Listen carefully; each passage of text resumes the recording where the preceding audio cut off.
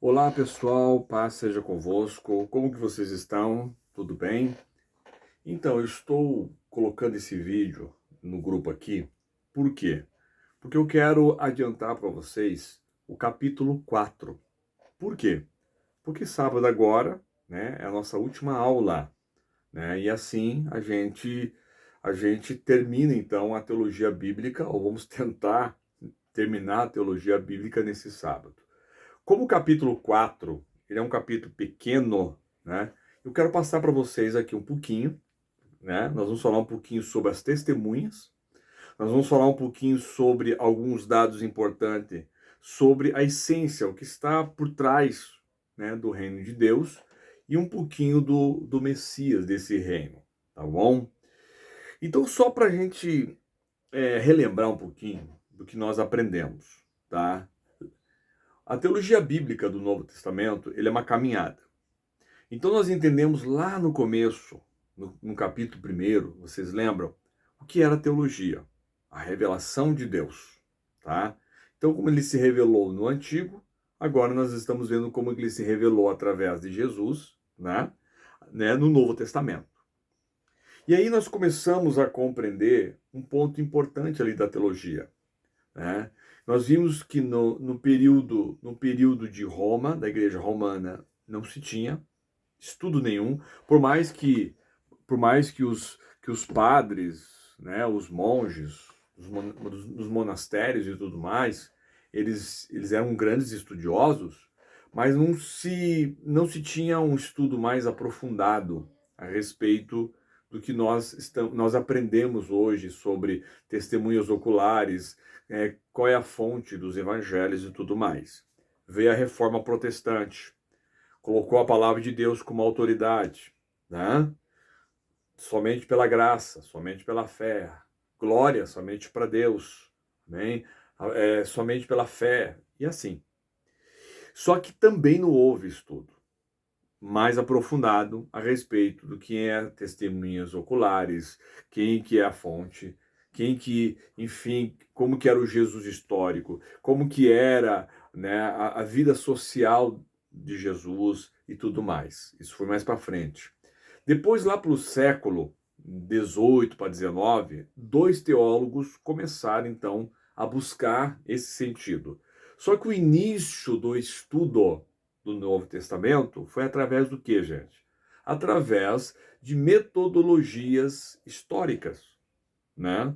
Era uma época de filosofia, então eles vão utilizar, né, a ferramenta filosófica, que é muito importante, porque a filosofia ela faz muitas perguntas, e dentro dessas perguntas vocês acham a resposta, porque foi assim que Platão, Aristóteles e outros, o próprio Epicureu e tudo mais, é o que eles faziam. Eles faziam perguntas um para o outro e eles tentavam trazer uma resposta, né, que todo mundo aceitava e achava correto aquela resposta. Então a filosofia é para isso, né?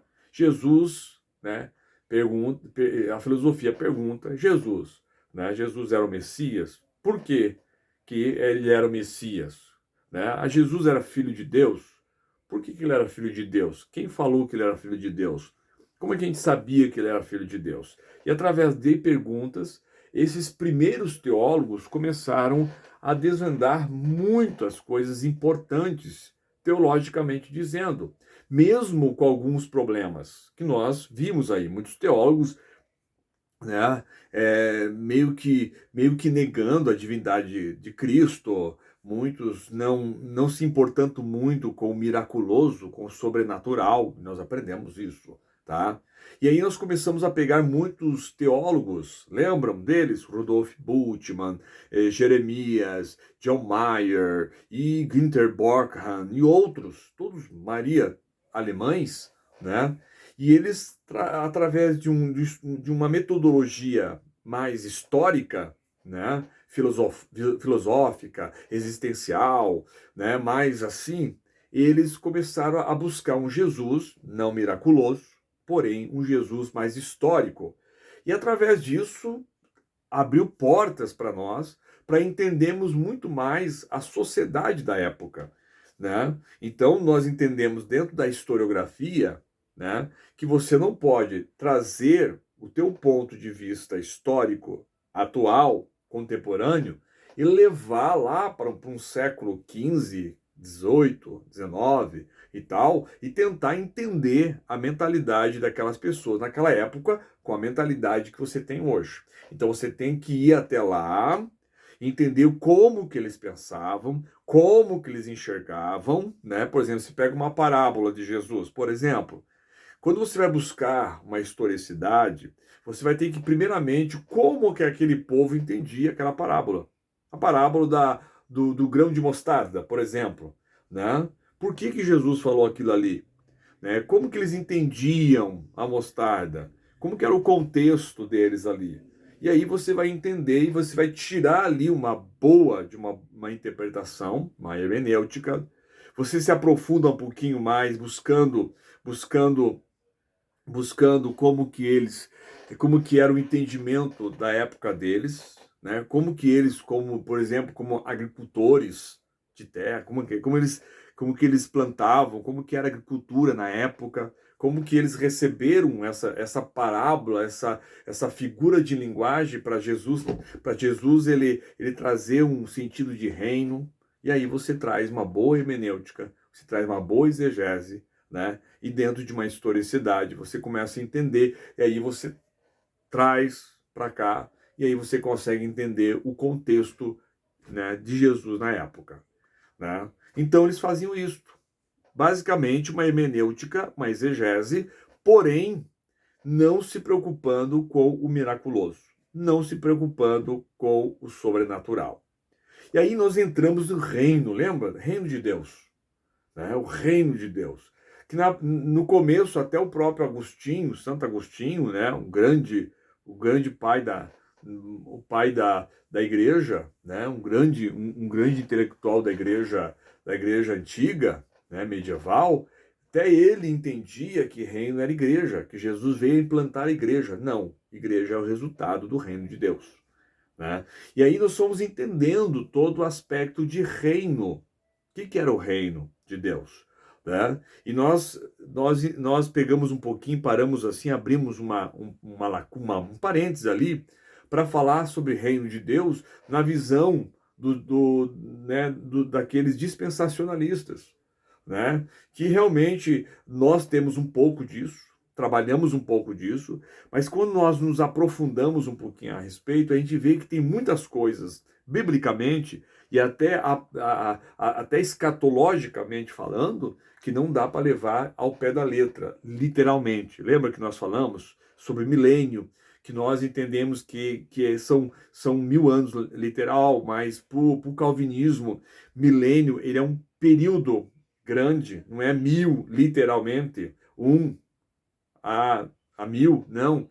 É um período, e para eles nós já estamos no milênio, quer dizer, nós estamos já nesse período onde Jesus reina, Jesus está reinando, Satanás não tem mais aquela força como ele tinha, né? E vai chegar um momento, né, que ele vai ser preso, ele vai ser mandado para o lago de fogo, tá? Mas enfim, isso aí é só para a gente entender.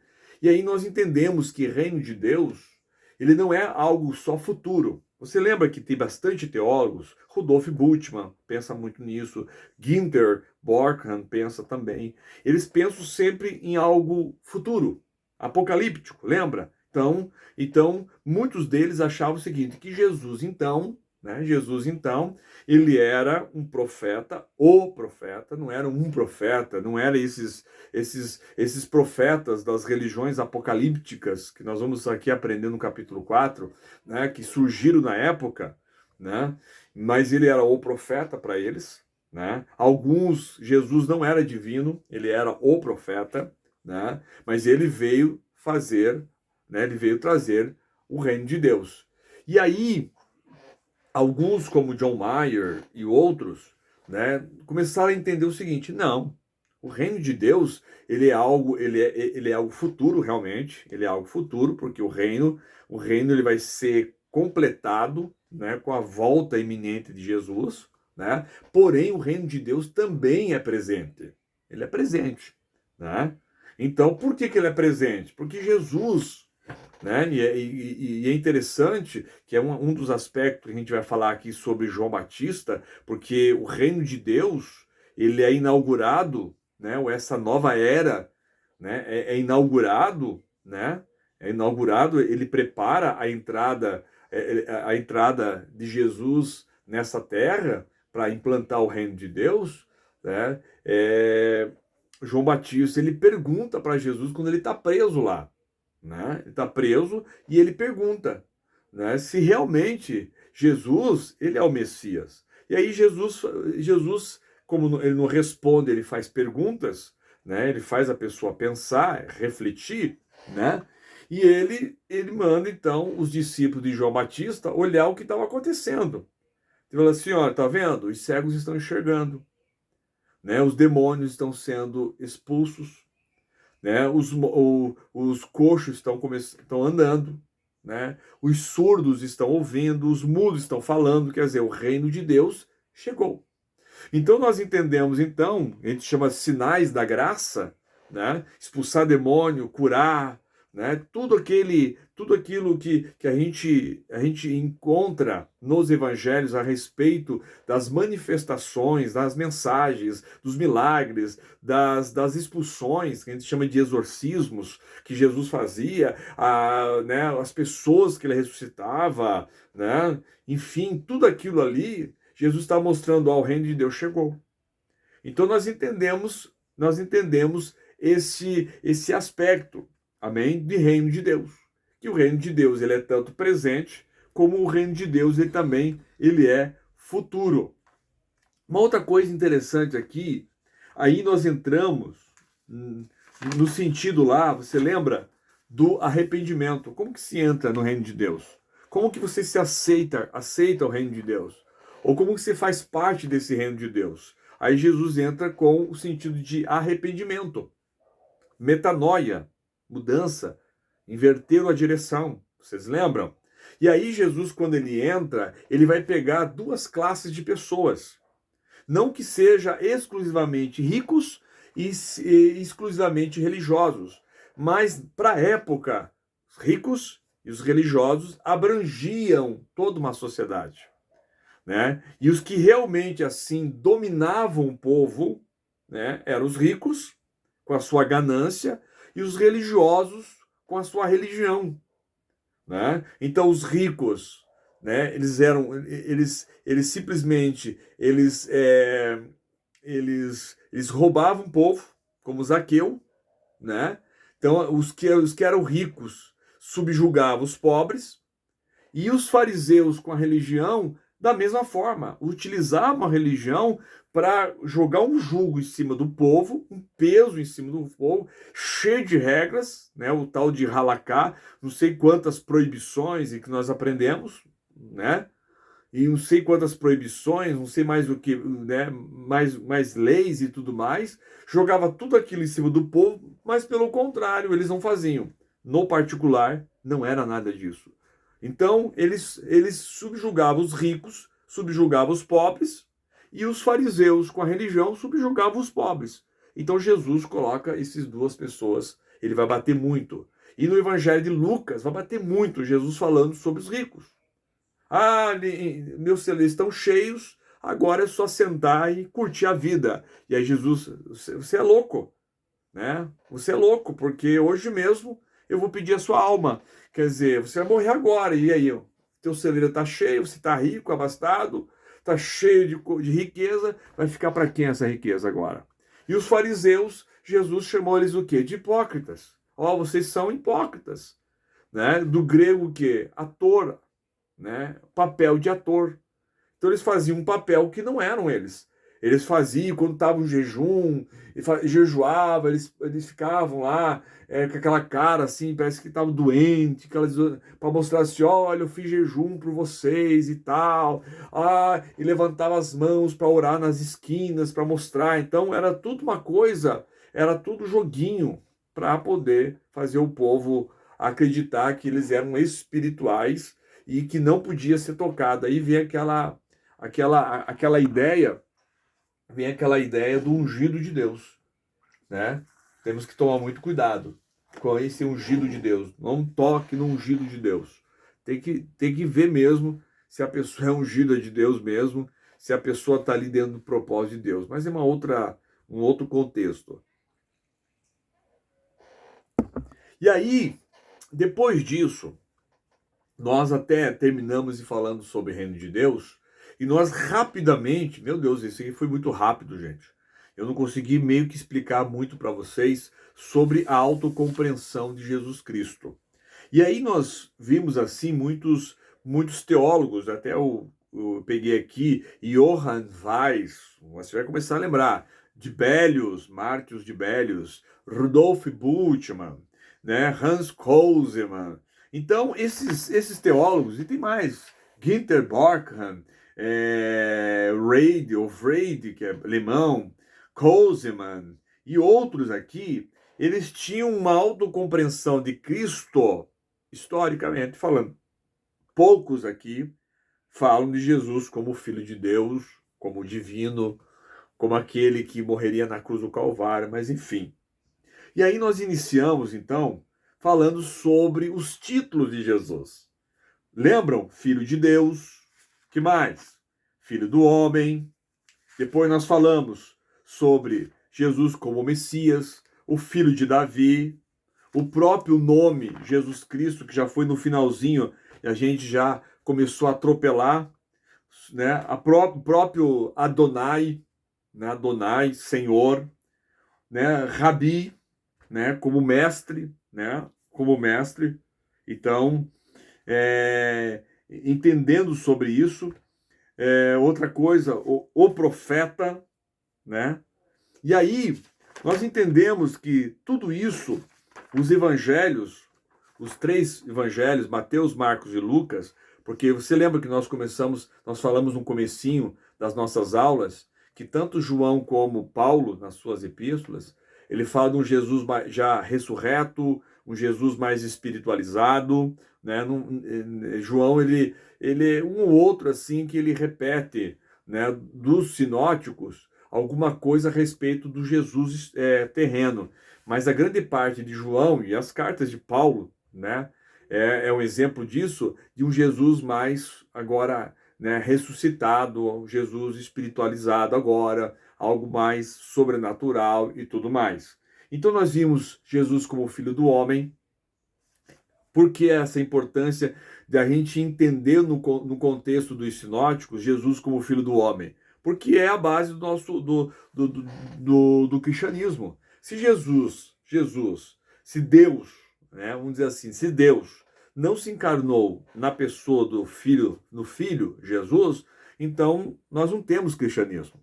Né? Então, se Jesus não veio, porque qual que é a base da nossa fé? Jesus, ele veio em carne para desfazer toda a obra do inferno, ele veio, né, trazer salvação, ele veio implantar o reino de Deus, né, o projeto de Deus na terra, né, que é a salvação nossa, né, pagar o preço por nós, né, acabar com aquela dívida que nós tínhamos do primeiro homem, Adão, né?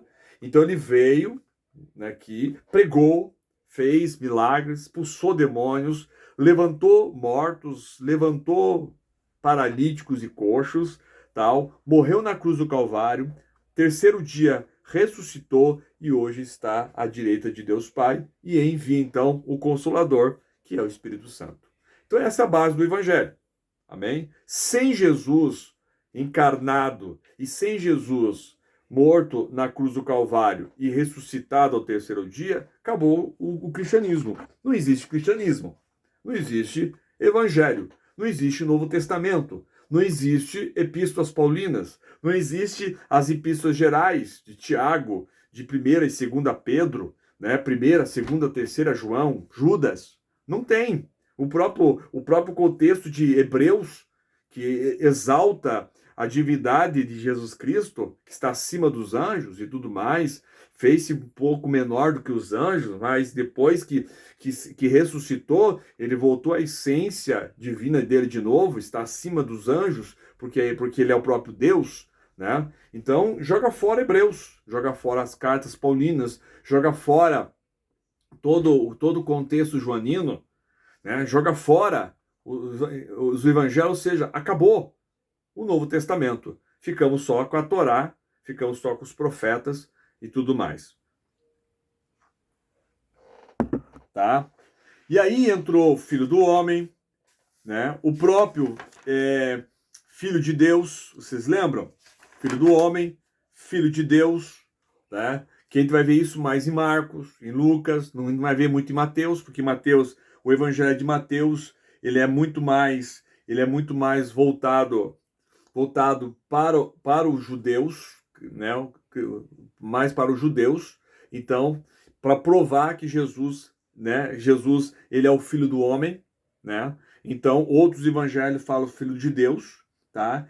E aí a gente vai ver nos contextos que nós até conversamos no sábado, nos contextos Pilatos com Herodes, os próprios guardas, os próprios fariseus, né, sabiam ali que ele era um cara diferenciado, ele era algo diferente, né? E ele nos evangelhos começa a provar que ele é filho de Deus, que ele é o filho do homem, ele vem encarnado, que ele é o próprio Messias, porque ele fala. Ele começa a trazer a profecia lá de trás, dos profetas do Antigo Testamento, e ele começa a dizer que ele é o cumprimento, né, das profecias do Antigo Testamento. Né? A gente vai vendo o filho de Davi, porque era importante. Davi é uma figura muito, muito importante para o judaísmo, e ele vai mostrar que Jesus ele não é um Zé Ninguém. Né? Ele veio da genealogia de Davi, né? O pai José veio da genealogia de Davi, né?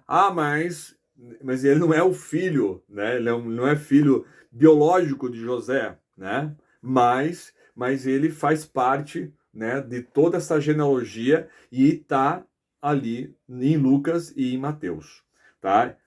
O próprio nome de Jesus Cristo, né, como Senhor, né, muitos textos vai falar sobre isso, que ele é o próprio Rabi, que é mestre, né, próprio Nicodemos, né, foi e reconheceu que ele era mestre, profeta, né, muitos contextos, né, achavam que ele era o profeta Elias, né, e tudo mais.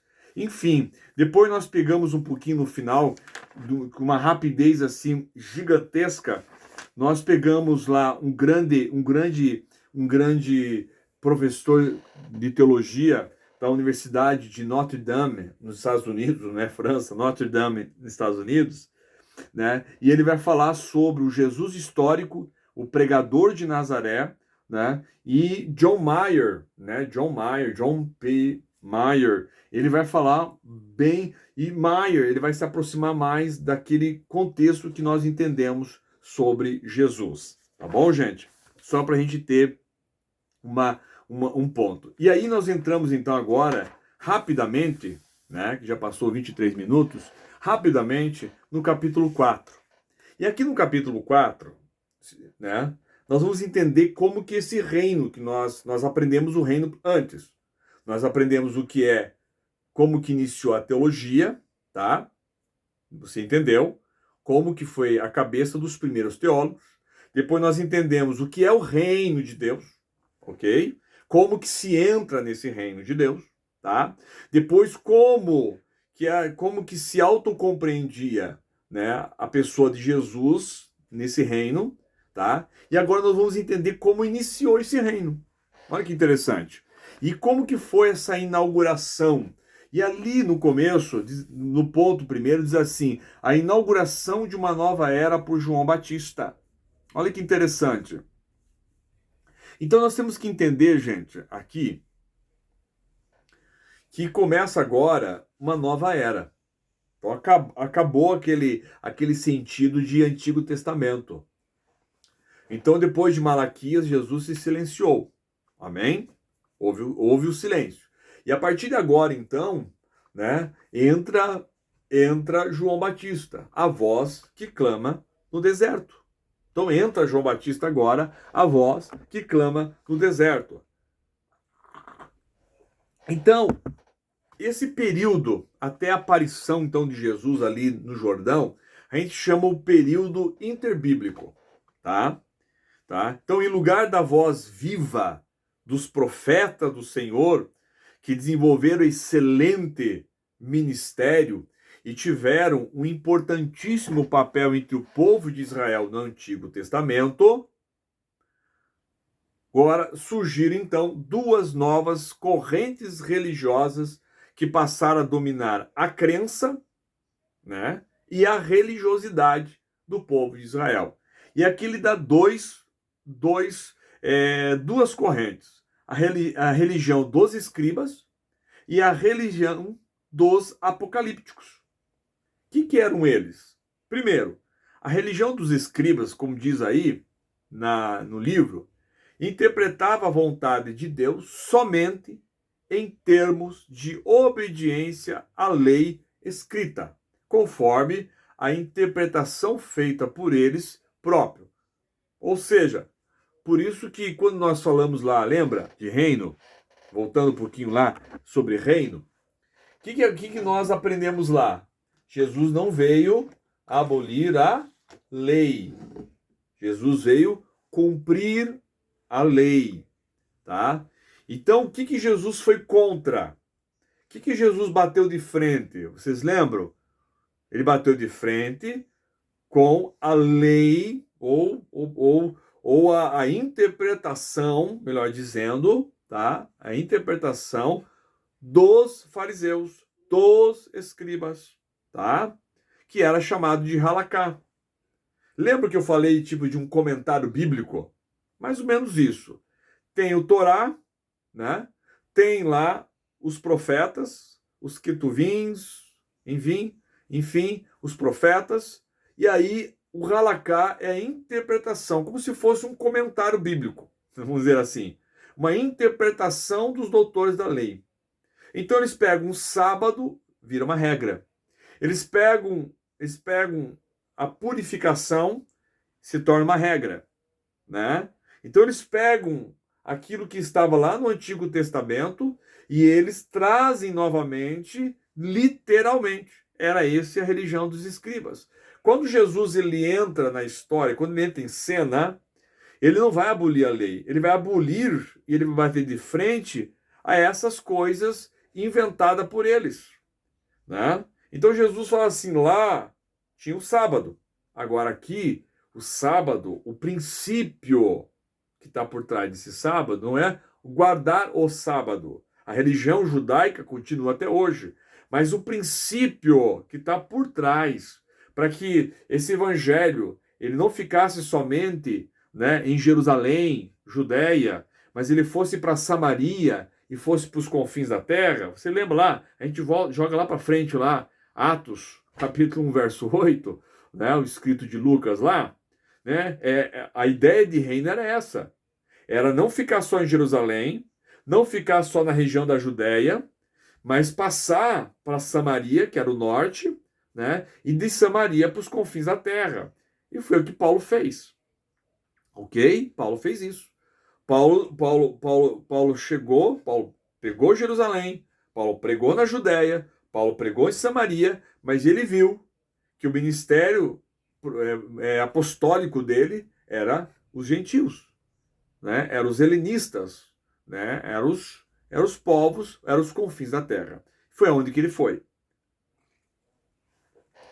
Então, voltando aqui para o nosso texto, surgiu essas duas religiões, dos escribas, que continuavam, né? Continuavam com a lei, com o seu halakha, com seus princípios, com a sua forma de interpretação, e depois Jesus, que nós já aprendemos lá, Jesus bateu de frente, chamou os escribas de hipócritas, tá?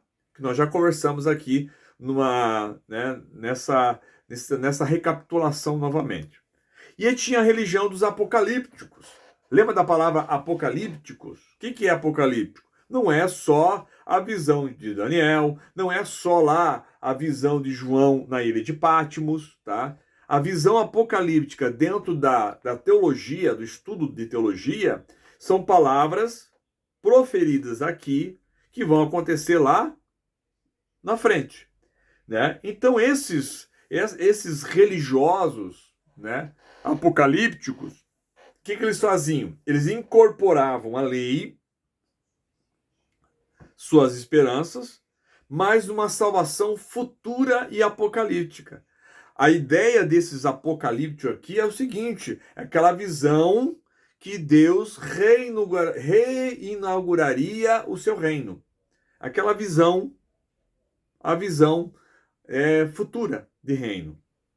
Tá? E dentro dessas correntes aí, dos profetas que vão surgindo, as pessoas vão berrando de um lado, vão avisando o outro, né? O Messias está voltando, não sei o quê, ele vai destruir Roma e vai dar autoridade para os judeus, né, para os israelitas e tal. Nesse contexto, então, entra então agora Deus, né, se silenciou por tantos anos, né, e agora ele começa a falar. E nessa começar a falar, ele vai cumprir a promessa do profeta. Se não me falha a memória, é Isaías, que fala sobre a voz que clama no deserto. Eu acho que é ele, depois a gente conserta no sábado, tá? A voz que clama no deserto. E aí entra então a pessoa de João Batista. Lá no Evangelho de Lucas, capítulo 1, versículo 80, vai falar um pouquinho sobre a história de João Batista. João Batista era filho do sacerdote Zacarias com sua mãe Isabel. Quando atingiu sua maturidade, ele sentiu forte necessidade de sair dos grandes centros e viver no deserto. Ele sentiu essa necessidade, lógico, que era o próprio Espírito de Deus conduzindo João para o deserto para cumprir.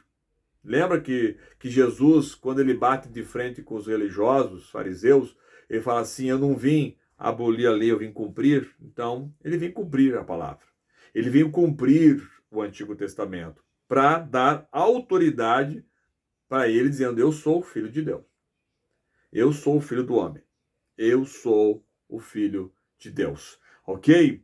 E lá no livro de Mateus 3:1, né, a gente começa a entender, dá assim aquele entendimento que esse lugar que João Batista vivia era o deserto da Judéia. Então, assim, João Batista permaneceu por anos no deserto, meditando e esperando pela manifestação de Deus, que nós vemos isso, o relato de Lucas, capítulo 3, verso 2. E aí, então, surge o tal João Batista no Vale do Jordão. E aí ele começa a pregar o que, minha gente? Pregar o batismo, o batismo de arrependimento.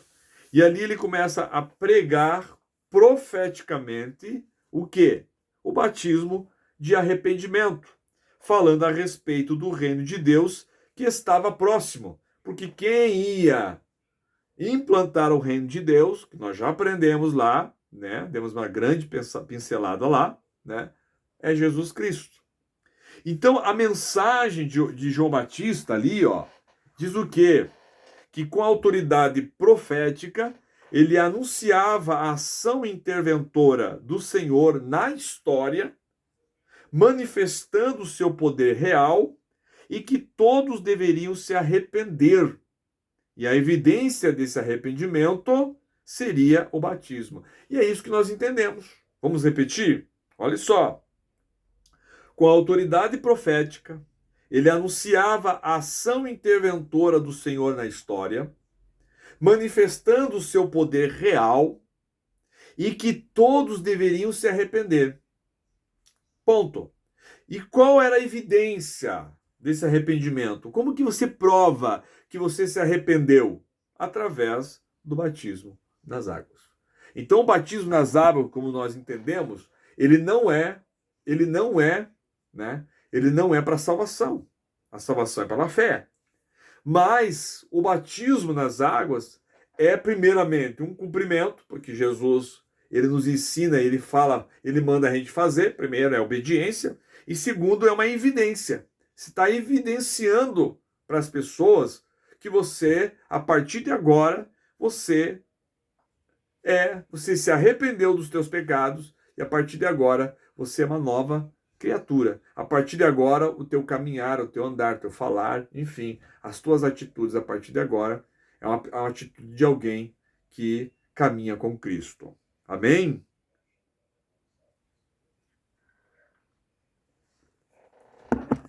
E um outro ponto importante que até o livro coloca aqui é o seguinte: essa nova expectativa. Então houve uma grande reação do povo, diz o livro. E diante desse anúncio vindo de um profeta, portador de uma mensagem forte e carregada de autoridade, toda a Judéia logo ficou sabendo e multidões começaram a se dirigir para o Rio Jordão, onde João, o Batista, pregava. Isso está em Marcos 1,5. E quando ouviam-no, se submetiam ao quê? Ao batismo. Se arrependiam dos seus pecados, né?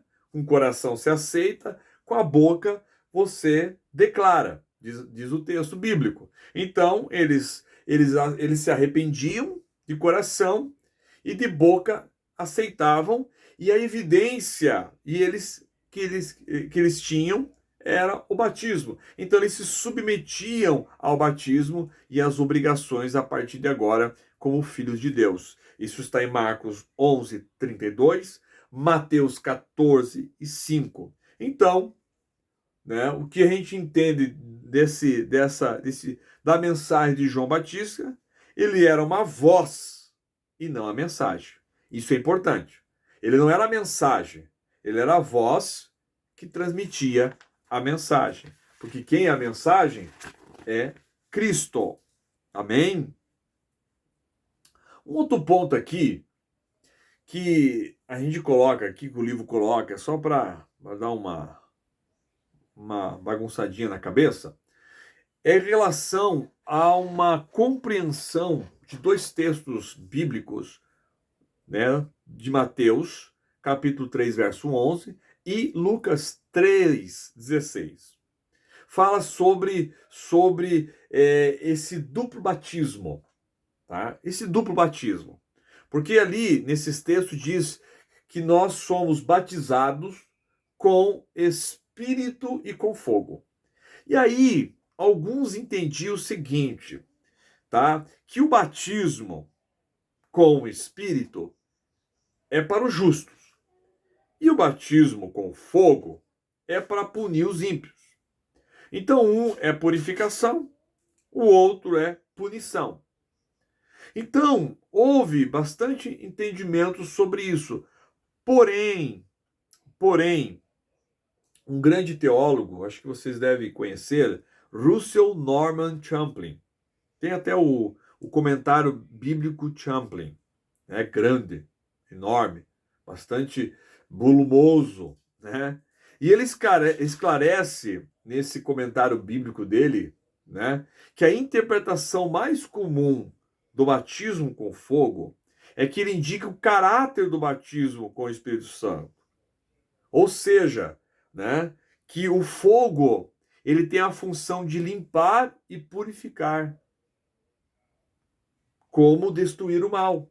Então, para ele diz o seguinte, que nós somos batizados com fogo, com o Espírito, né, Espírito de Deus, e com fogo. Ou seja, no momento que você desce as águas do batismo, ou no momento que você recebe esse batismo, né, você naquele momento, né, você recebe ali o batismo com o Espírito Santo, recebe, né, o Espírito de Deus na tua vida e também a purificação do pecado. Ele limpa você. Mais ou menos isso. Ok? E aqui, um ponto assim interessante sobre João Batista é que ele é uma palavra assim, como se fosse, ele irrompe a história. É uma palavra, como vou dizer assim, ele invade a história, ele entra na história, tá? João Batista, ele entra na história, né? E ele vai trazer uma visão para nós o seguinte, né? Ele vai, ele vai indicar, né, a promessa do derramamento do Espírito Santo do povo, enfim, a chamada, a chamada de João Batista é essa, né? Que o que vai vir depois dele é alguém mais poderoso do que ele.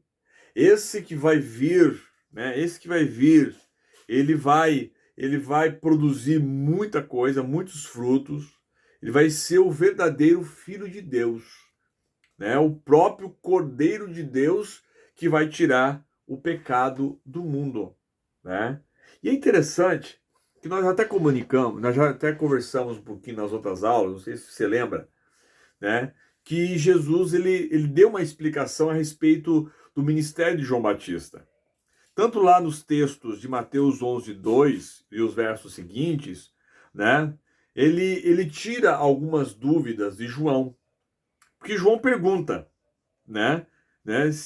João pergunta, né? Olha, manda lá, falou para os seus discípulos lá, vai perguntar para ele lá se ele é o Messias mesmo, se ele é aquele Cordeiro de Deus lá que eu gritei lá no Jordão. E aí os discípulos de João, eles olham toda a manifestação poderosa de Cristo e eles realmente se rendem e realmente quando ele passa, eles dão essa resposta para João, né? Eles vão lá falar para João o que estava acontecendo. O João ele fica em paz, sabendo que ele fez a parte dele, que ele realmente batizou a pessoa certa e que agora o reino de Deus havia entrado na terra. E depois dali a gente sabe que João Batista ele é decapitado, a cabeça dele lá é entregue lá para a mulher lá do rei, né? Enfim. E aqui entra um ponto aqui, gente, agora, que a gente vai falar muito aqui sobre João, tá? Sobre João, tá? E um ponto aqui que eu quero chamar a atenção de vocês é sobre o dualismo de João acerca do reino, tá?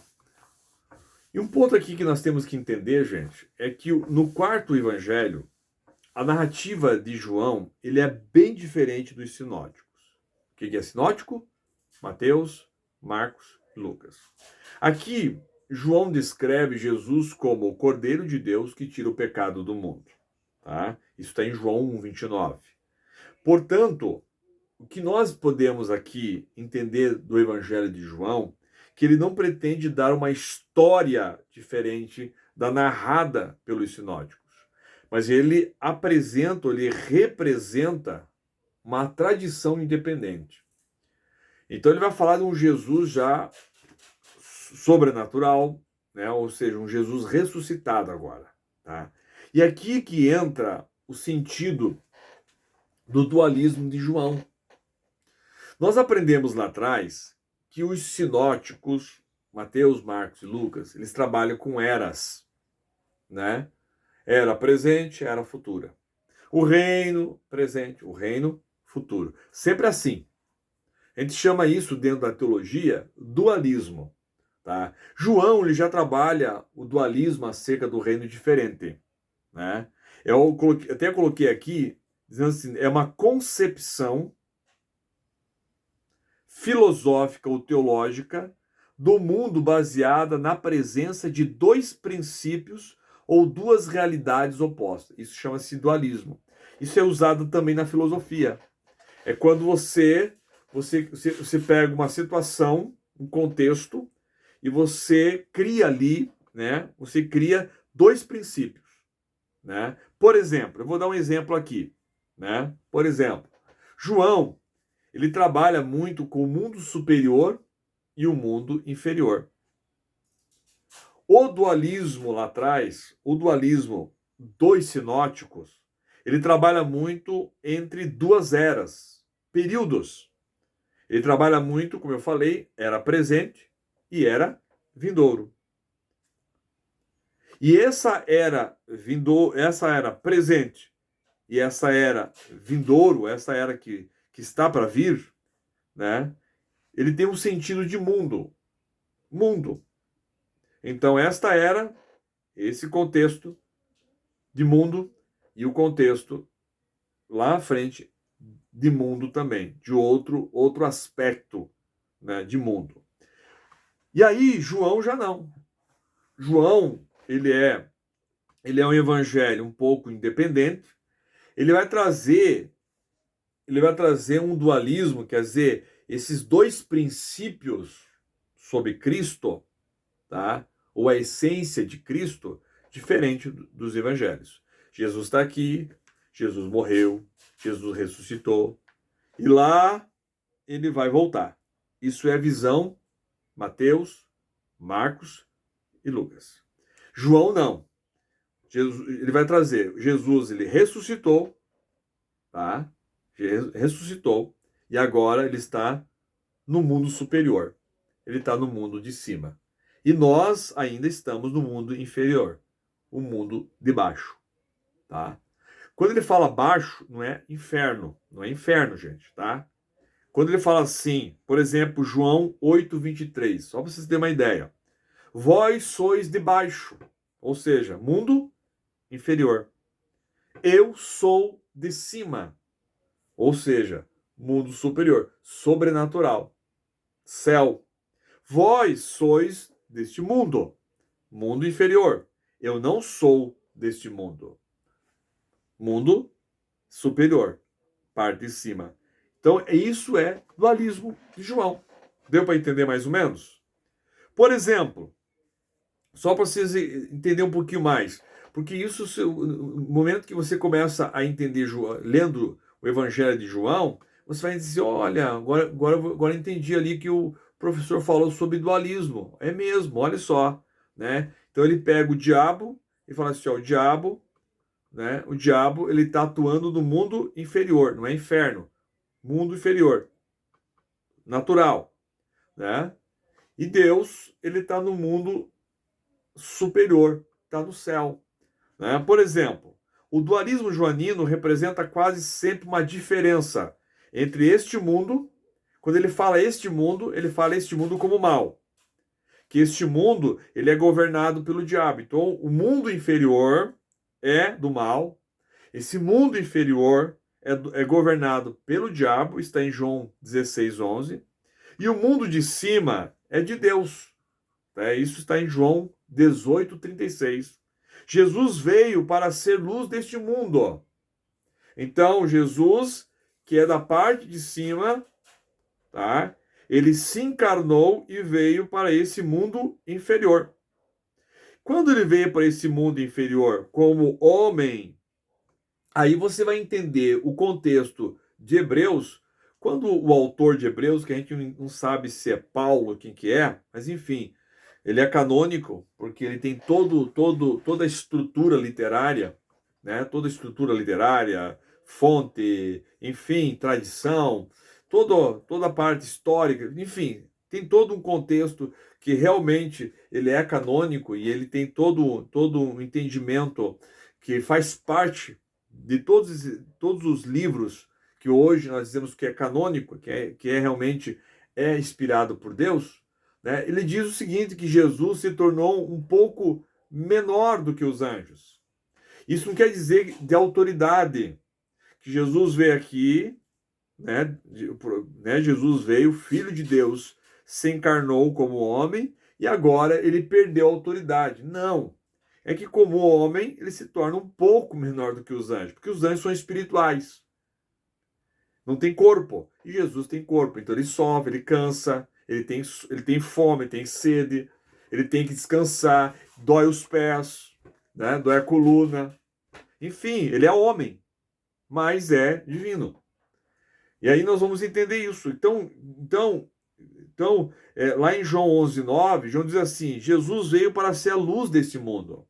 Então ele se encarnou, a luz, né? Deus se encarnou como homem e ele veio para ser luz desse mundo. Outro ponto, a autoridade de sua missão, João, diz assim que ele não procede desse mundo, né? Mas do mundo de cima, o mundo superior, de Deus. João 18:36. Quando sua missão estiver cumprida, ele deve partir deste mundo. João 13:1. Olha que interessante, né? Olha que interessante sobre isso. Por exemplo, aqui, o mundo de baixo é extremamente do mal, recusa-se a aceitar a luz, é governado pelas trevas, pela maldade, mas o mundo de cima é de Deus, né? É da luz.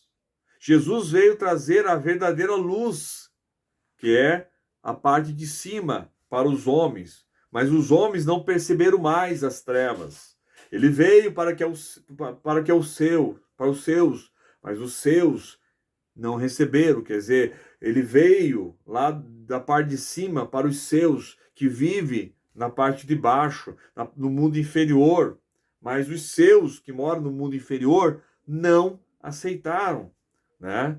Então, esse é o sentido de dualismo, né? Desse contraste de dois pontos de vista, de dois pontos, né? Outro contraste claro, por exemplo, de dualismo joanino está no sentido da carne, que diz o seguinte, que a carne, ele pertence ao reino de baixo, e espírito, que é o espírito, a letra maiúscula, ao reino que é de cima.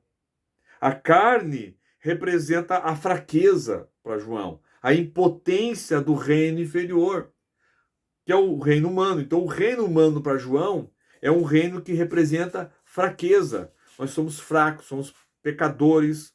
Agora, o que está dentro de nós, o espírito, é do reino de cima. Então, lembra que eu comentei com vocês sobre o hambúrguerzinho? Que as duas camadas, os dois pães ali, e no meio o hambúrguer, eu dei aquela visão assim, tipo, a alma, carne e espírito. Então a alma, quanto mais você busca a Deus, ela fica para o lado espiritual. Quando você deixa de buscar muito a Deus, ela tende mais para a sua carnalidade, né? Então, nós somos da parte de baixo. Nós somos carne. Nós somos pecadores. Nós somos fracos. Nós erramos. Nós falhamos.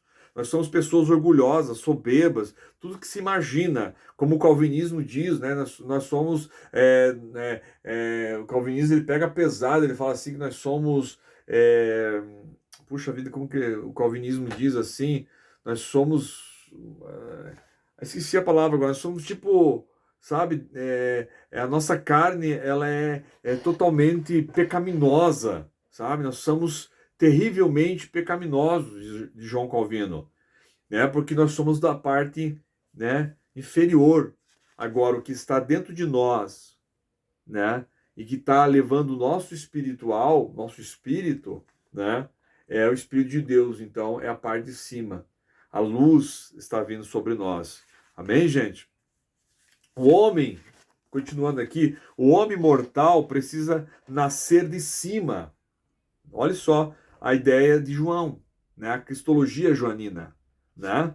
Então o homem que é mortal, ele precisa nascer de cima.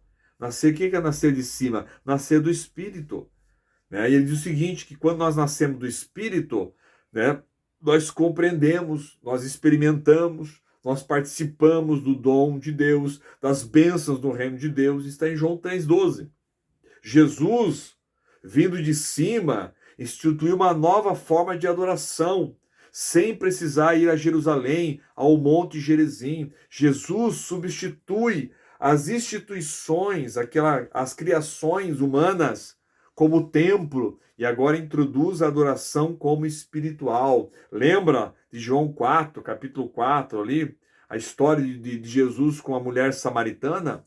Legal? Então, ali Jesus fala o quê? Que os verdadeiros adoradores, o quê? Adorarão o Pai em espírito e em verdade. Não é mais no templo. Ah, mas vocês judeus dizem que tem que adorar no templo, né? Ah, mas nós adoramos no deserto, sei lá o quê. Jesus, não, acabou isso aí, né? Agora acabou, né? Agora os verdadeiros adoradores não adoram mais no templo, não existe mais templo. Não é mais lá, né, no Monte Sinai, aonde Moisés recebeu as tábuas. Não é lá no Monte Sinai, não é no Sinai mais. Né? Os verdadeiros adoradores agora adoram o Pai o quê? Em espírito. Porque o Pai é espírito. Então o Pai fala conosco através do nosso espiritual, reflete no nosso intelectual, e aí nós transmitimos isso através do quê? Das emoções, chorando, se alegrando. Então, quando Deus vai falar com você, não fala aqui. Ele fala aqui. Fala no teu espiritual. Que reflete, que bate aonde? No teu raciocínio lógico. E o teu raciocínio lógico vai mexer no quê? Nas emoções. E aí você entende. Tá bom? É nesse sentido que Deus trabalha. Não é o contrário. Nós somos espírito, temos uma alma e habitamos um corpo. Então Deus ele vai falar com o teu espiritual, que vai refletir na sua alma, teu intelecto, teu raciocínio lógico.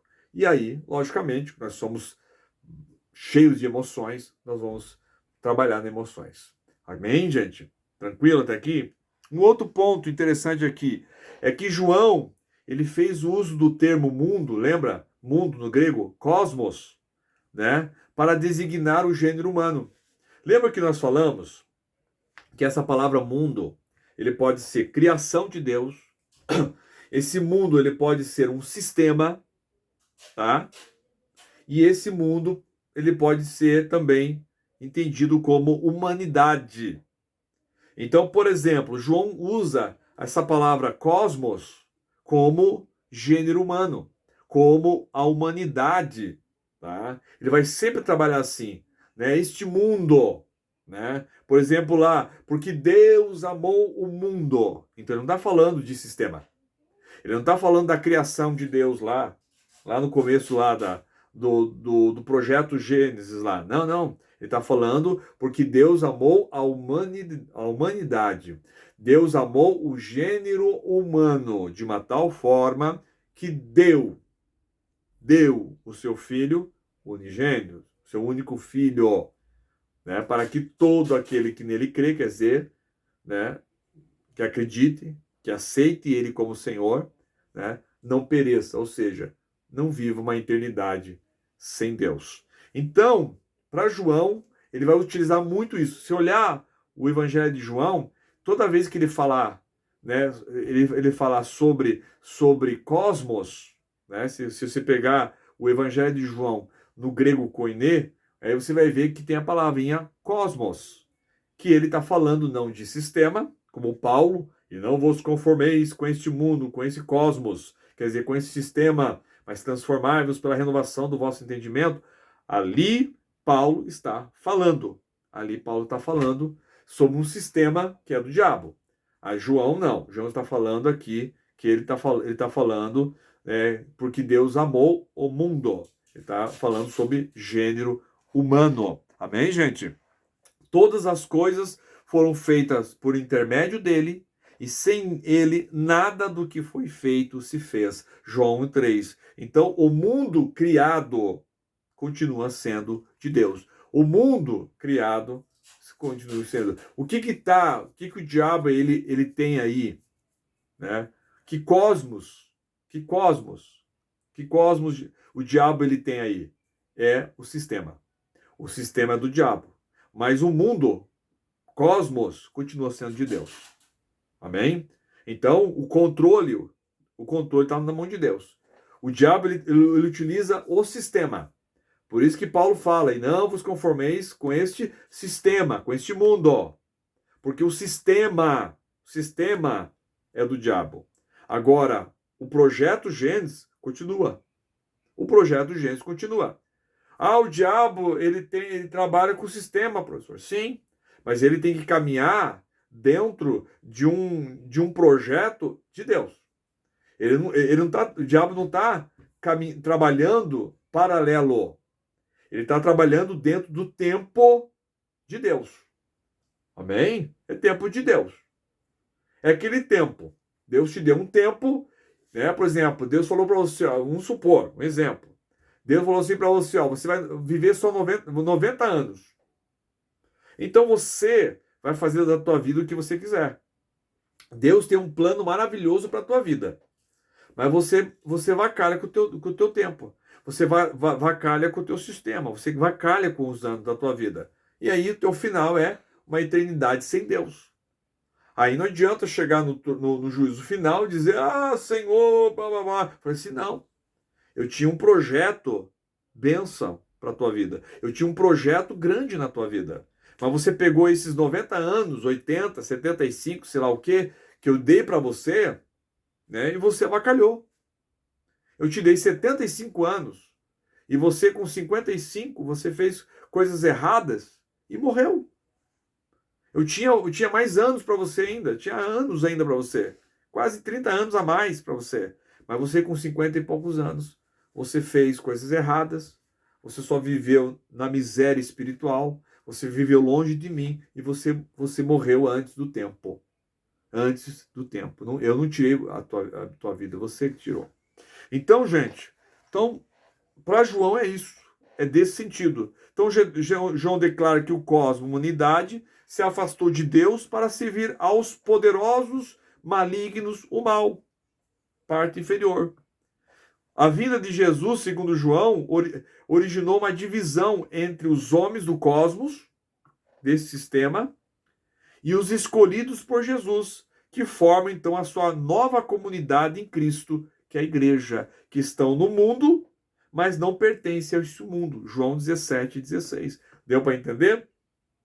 Então, no contexto de João, o sentido trevas dá o entendimento de pecado, indicando que o caráter do mundo é pecaminoso. Então, o caráter do mundo é trevas. Quando se vê no Evangelho, lê o Evangelho sobre trevas, está falando esse mundo de trevas. O que é esse mundo de trevas? Por entendimento de João, lá no João 1,5, é um sistema pecaminoso. Esse cosmos, esse sistema é pecaminoso. Este mundo é pecaminoso. Então esse cosmos, esse mundo é pecaminoso. Esse mundo, esse mundo, parte de baixo, parte inferior, ele é pecaminoso. Tá? E como resultado disso, o mundo procura destruir os que andam na luz. Os que andam na luz. Olha lá, João 12:35. Mas, pois aquele que anda nas trevas não sabe para onde está vindo. Ou seja, o que é trevas para João? Aquele que anda no pecado não sabe para onde está indo. João 12:35. E aí, portanto, Jesus, o Logo de Deus, a palavra de Deus, né, o cumprimento, o projeto de Deus, é o único que dissipa o quê? As trevas. Que trevas é essa? O pecado. Né? Quem nele crê, recebe a luz e torna filho da luz. Ou seja, aquele que recebe, o seu pecado é perdoado e ele se torna filho da luz. João 12:36. E para a gente só terminar, gente, porque isso aqui ele é a resposta aqui para as questões. Para a gente terminar, existe também o dualismo grego, que eles entendiam de duas formas, para você responder aí, tá? Depois, eles chamavam dois mundos sob duas palavras. Chamavam o fenomenal e o numeral. O que é fenomenal? O fenomenal para o grego. Grego não é bíblico, o grego, tá?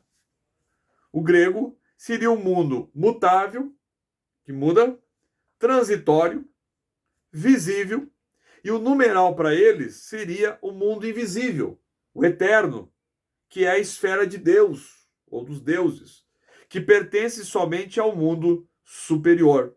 Então, para o grego, né, o homem, da mesma forma que o universo, ele também tem essa dualidade. Ele tem tanto o fenomenal como o numeral, ou seja, ele tem corpo e ele tem alma. Então, para o grego é dois, nós somos três. Para o grego só existe o corpo e a alma. Para nós não. Existe o corpo, a alma e o espírito. É diferente, ok? E também tem o dualismo de Qumran, ou de Qumran, né? Que existe também, ele tem uma semelhança com o Evangelho de João. Mas, como eu falei, o Evangelho de João é algo mais diferente, é um contexto diferente. Então, concluímos, então, aqui, que não houve, né? Então, a gente não houve, né? No sentido aqui, para a gente entender o dualismo de Qumran, tá? Por mais que tenha, parece, não é igual, é uma semelhança. Semelhante é diferente de ser igual, tá bom? Uma coisa é ser semelhante. Façamos o homem a nossa imagem conforme a nossa semelhança. Isso não quer dizer que você é Deus, tá? Você é um deusinho. A mesma forma é João com o dualismo, né? Com o contexto, né? Dos essênios, do povo ali que ficava ali no Mar Morto, ali perto do Mar Morto, que é a sociedade curamita, de Qumran que a gente chama, tá? Então eles não tinham, né? Eles não tinham, não houve influência de João do Qumran, por mais parecido que seja, tá? Foi quando foi descoberto lá os pergaminhos lá de Qumran, né? Naquela época, nós tivemos entendimento de uma sociedade daquela época, além de ter os evangelhos, né? Vários textos, até textos mais antigos, né? Que deu uma nova concepção teológica para nós, né? Teólogos. Também nós entendemos ali tinha um código de ética. É como se fosse um livro de regras. Tinha um pergaminho de regras. E ali nós entendemos como que era a sociedade da época. Como que a sociedade, né, os cristãos naquela época, né, eles viviam, compreendiam a ideia que eles tinham do Messias e tudo mais. Amém? Então, para a gente terminar, gente, tá aqui, diz assim, não houve alguma influência de Qumran nos escritos de João. O que ocorreu, na verdade, foi apenas aspectos da linguagem e terminologias, e termos. Porque aquela sociedade ali é a mesma coisa. Você pegar uns escritos de alguém, um brasileiro, e pegar um escrito, né, de povos e você, poxa, mas é parecido com ele. É lógico que é parecido com ele. Porque João, ele faz parte daquele contexto palestino. Ele faz parte daquele contexto ali da época. Então, os termos, a linguagem, o jeito de escrever, a forma de escrever é parecida, mas a ideia não é. Então, só para a gente entender. Amém, gente? Então, nós terminamos o capítulo 4, gente. E nesses sábados, se tudo der certo, a gente termina, então, o capítulo 5 e o capítulo 6. O capítulo 5, a gente vai falar um pouquinho sobre algo assim bem espiritual mesmo. Que nós vimos assim, quebrando a cabeça, né? E agora nós vamos falar um pouquinho mais realmente sobre o que o Evangelho segundo o Novo Testamento fala. O que o Evangelho segundo o Novo Testamento fala, gente? Salvação, fé, sobre o próprio Cristo. Nós vamos entender qual que é a cristologia paulina, tá? Nós vamos entender Paulo, como que Paulo entende a pessoa de Cristo, como que Paulo vê Jesus como Senhor e assim por diante. E depois nós vamos entender um pouquinho sobre os milagres de Jesus, o ensino de Jesus sobre o homem, lembra? Antropos, homem, antropologia, né? Sobre o pecado, hamartia, hamartiologia, que vocês vão aprender depois na teologia sistemática, né? Pecado, e a própria igreja, eclesia, né? Então, o próprio sentido de igreja. Ok, gente? Então, gente, Deus abençoe, né? Se você vai ter tempo agora para ler ou depois, não importa. Mas preste bem atenção nesse vídeo, faça as autoatividades e aí, nesse sábado, a gente conversa um pouquinho mais e tira mais dúvidas de vocês. Então, quero dizer, Deus abençoe, até sábado, não falte, vamos estar junto ali, vamos terminar mais uma disciplina para a glória do Senhor. Deus abençoe vocês, queridos.